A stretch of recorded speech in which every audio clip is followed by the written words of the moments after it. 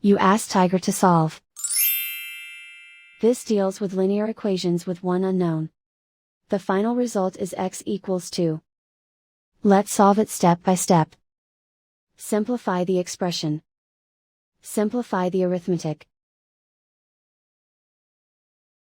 Group all constants on the right side of the equation. Add 1 to both sides. Simplify the arithmetic.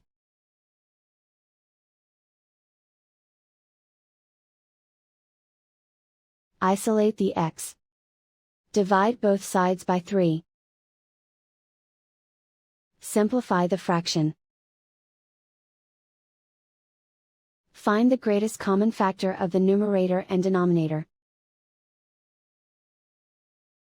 Factor out and cancel the greatest common factor.